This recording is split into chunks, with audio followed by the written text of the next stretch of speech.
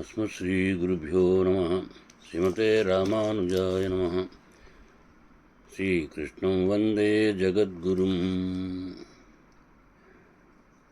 अङ्गनामङ्गनामन्तरे माधवो माधवं माधवं चान्तरेणाङ्गना इद्धमा कल्पिते मण्डले मध्यगः संजगौ वेणुना देवकी नन्दनः केकिकेकादृढानेकपङ्केरुहा लीनहंसावळी हृद्यता हृद्यता कंसवंशाकुली दाहदावानलः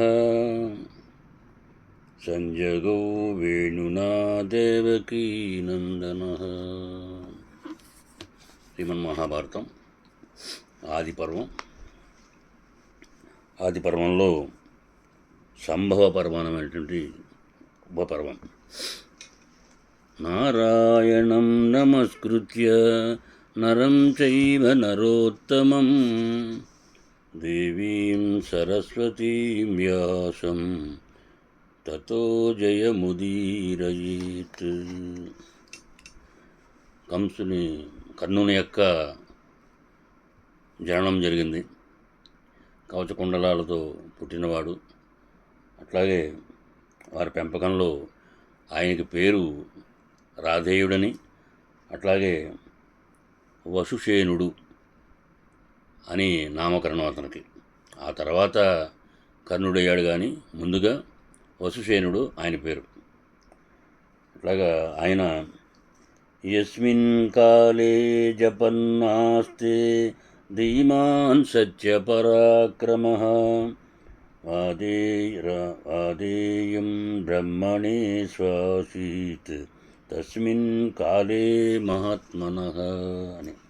అతడు బుద్ధిమంతుడు, సత్యపరాక్రముడు.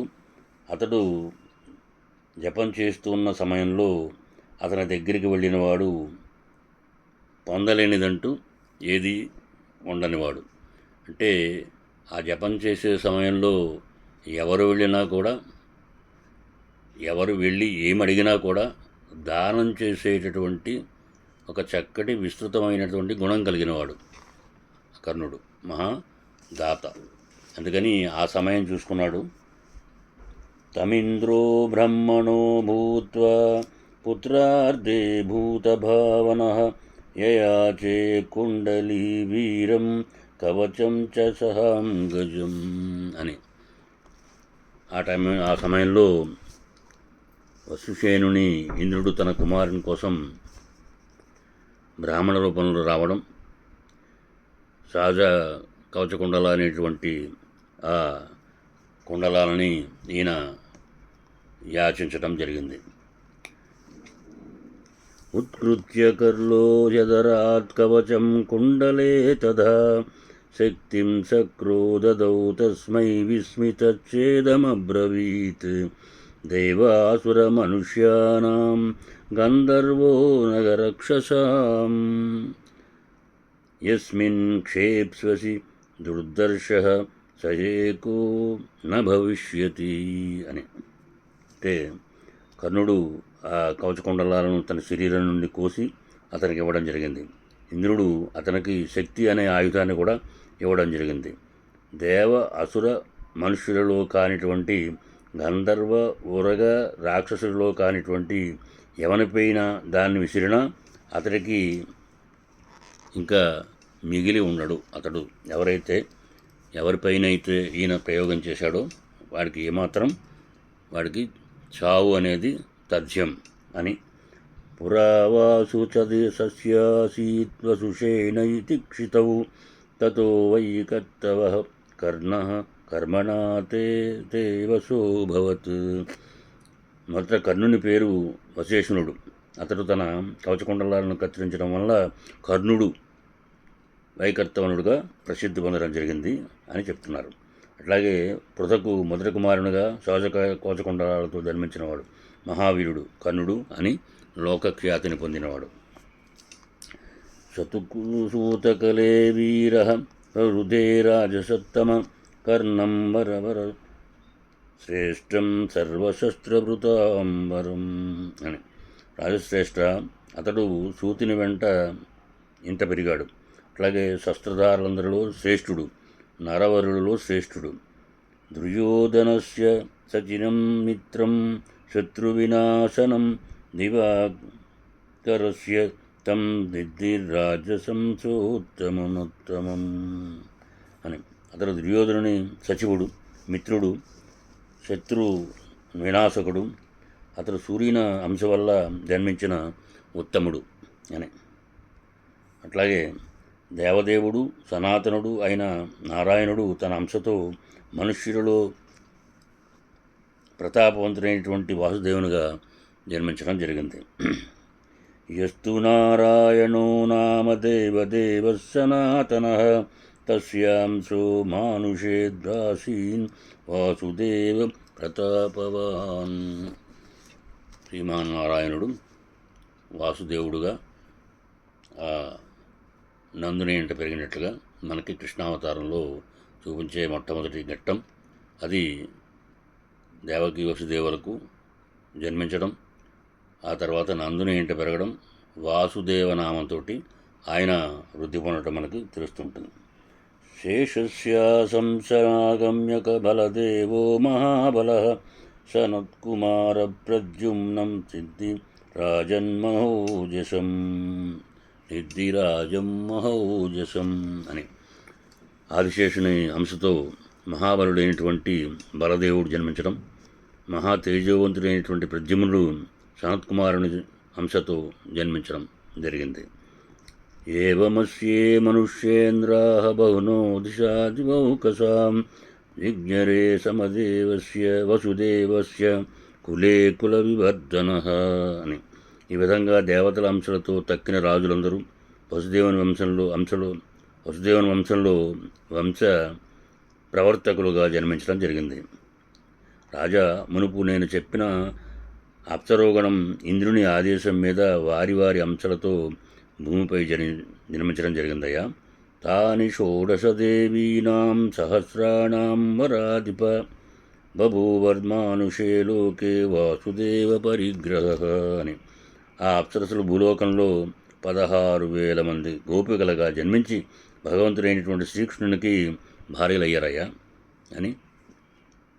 శ్రియస్తు భాగసంయుక్తే రత్యర్థం పృథివీతలే భీష్మకస్య కులే సాధ్వీ రుక్మిణీ నామతః. సాధారణ అంటే నారాయణ స్వరూపుడైనటువంటి శ్రీకృష్ణుని యొక్క ఆనందం కోసం లక్ష్మి తన అంశతో భీష్మకుని కులంలో, అట్లాగే ఆయన కూతురుగా రుక్మిణిగా జన్మించడం జరిగిందయ్యా.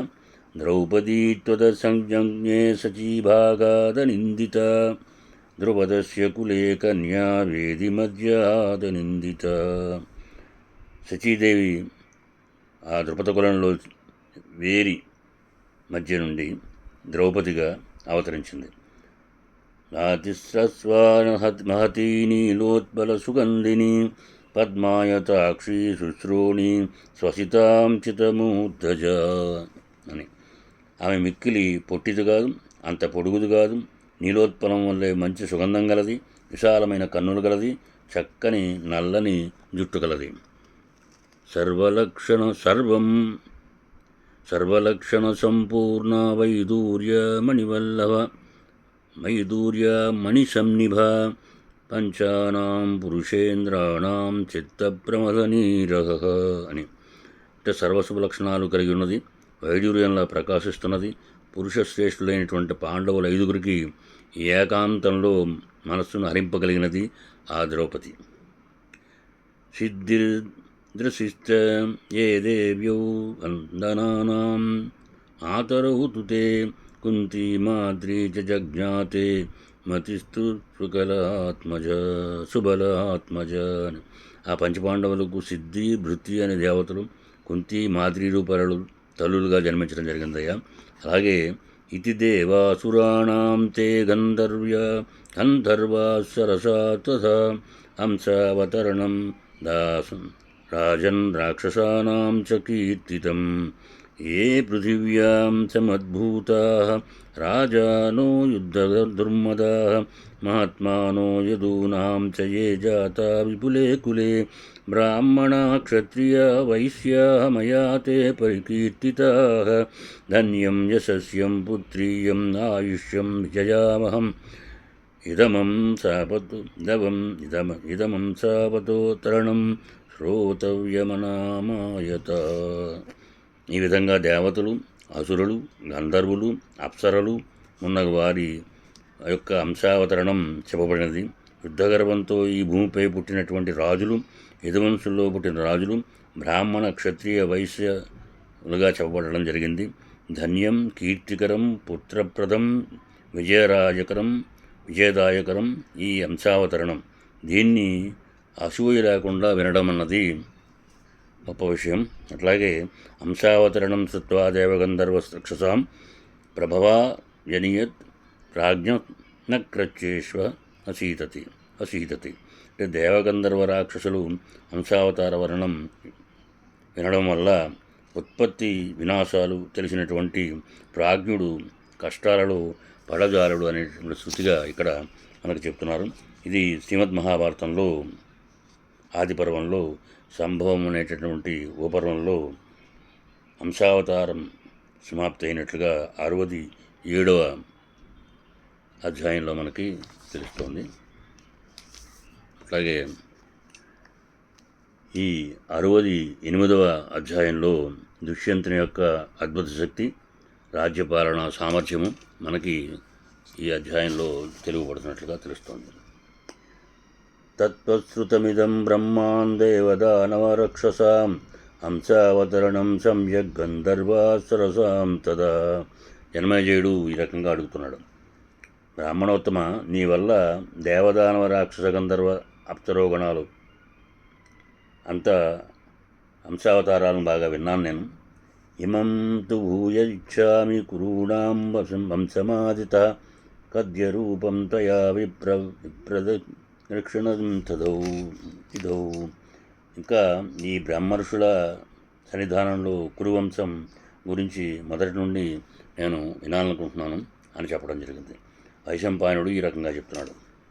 పౌరవాణాం సంసనక దుష్యంతో నామ వీర్యవాన్ పృథివ్యా చతురంధాతాయ గోప్త భరత సత్తమ అని వైశంపాయనుడు ఈ రకంగా చెప్తున్నాడు. భరతశ్రేష్ఠ పౌరవంశ ఉద్ధారకుడు, తేజస్వి అయినటువంటి దుష్యంతుడు 4 సముద్రాలు సరిహద్దులుగా గల ఈ భూమండలాన్ని ఏలుతున్నాడయ్యా.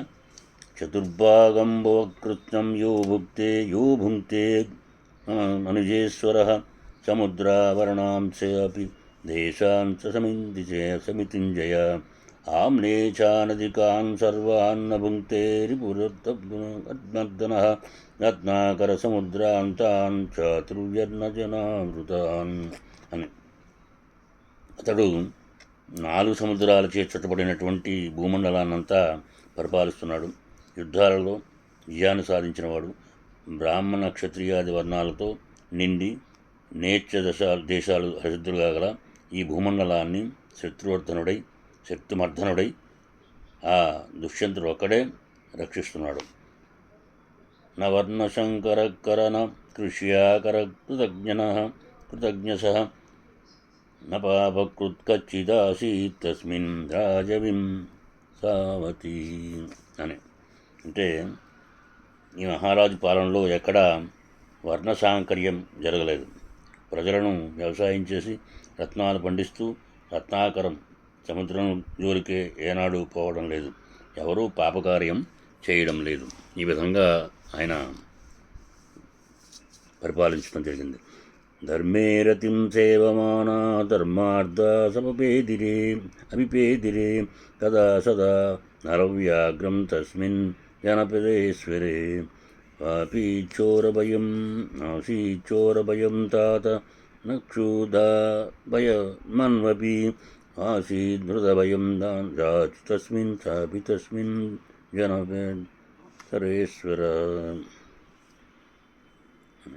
కాగా ఈ పరిపాలనలో ప్రజలు ధర్మమందు ఆసక్తి కలిగి ధర్మార్థాలను పాటిస్తూ చోరభయం కానీ, ఆకలి భయం కానీ, వ్యాధి భయం కానీ అతని పాలనలో ఎక్కడ మచ్చుకైనా కనబడకుండా ఉన్నది అని చెప్తూ, స్వధర్మే రేమిరే వర్ణారై దైవే కర్మణి మిస్సహా తమాశ్రిత్య మహీపాలం ఆశంసైవా కుతో భయా. అంటే జనులందరూ కూడా వారి వారి ధర్మాలని తప్పక పాటించడం జరుగుతుంది. దైవకర్మలు నిష్కామంగా చేయడం జరుగుతుంది. ఆ రాజు ఆశ్రయంలో ఎటువంటి భయాలు లేకుండా ప్రజలు జీవించడం జరుగుతుందయ్యా అని. కాంవర్షీ చ తద్మర్జన్య సస్యాపి రసవంతి చ సర్వరత్న సమృద్ధా చ మహీ పశుమతి తదా. మేఘం సకాలంలో వర్షించడం, రసవంతాలైనటువంటి పంటలు పండడం, భూమి సర్వరత్నాలతో సమృద్ధమై ఉండడం, పశు సంపదలతో నిండి ఉండడం జరిగేది. స్వకర్మనిరత విప్రానావృతం తేషు విద్యతే నమృత తవ మహావీర్య వజ్ర సంహానవో యువ. బ్రాహ్మణులు స్వకర్మ నిరతులై అబద్ధమాడేవారు కాకుండా, దుష్యంత మహారాజు యువకుడు, అద్భుతమైనటువంటి పరాక్రమం కలిగిన వాడుగా, వజ్రంలా దృఢమైన శరీరం కలిగినవాడుగా ఆయన పాలన సాగించడం జరుగుతుంది. ఉద్యమ్యమందరం నవకాననం చతుష్వదా యుద్ధే సర్వప్రహారణేషు చ నాగపృష్ఠే అస్మృపృష్ఠే చ బభూవ పరివిష్టితః బలే విష్ణు సముశ్చాసీత్ తేజసా భాస్కరోపమః. అతడు తన భుజాలతో అడవులతో తన భుజాలతో అడవులతో నిండినటువంటి మందర పర్వతాన్ని ఎత్తుగల బలశాలి. ప్రక్షేప, నిక్షేప, పరిక్షేప, అభిక్షేపం అనేటువంటి 4 విధాల గదాయుద్ధంలో ఆరితేరినవాడు. బలంలో విష్ణువుతో సమానమైనవాడు. తేజస్సులో సూర్యునితో సమానమైనవాడు. అట్లాగే గాంభర్యంలో సముద్రంతో సమానమైనవాడు. సహనంలో భూమితో సమానమైనవాడు. అందరికీ ఆమోదయోగ్యుడు. అతని ఏలుబడిలో నగరాలు, దేశాలు ప్రశాంతంగా ఉన్నాయనడం తథ్యం. అతడు ధర్మ భావనలతో ప్రజలను శాసించడం జరుగుతూ ఉండేది. ఇది శ్రీ మహాభారతంలో ఆది పర్వంలో సంభవ పర్వం అనేటటువంటి ఉపపర్వంలో శకుంతలోపాఖ్యానం అనేది 68వ అధ్యాయంలో మనం సమన్వయం చేసుకుంటున్నాం. మిగిలిన విశేషాలు మనం ముందు అన్వయం చేసుకోవడానికి ప్రయత్నం చేద్దాం. కృష్ణం వందే జగద్గురు.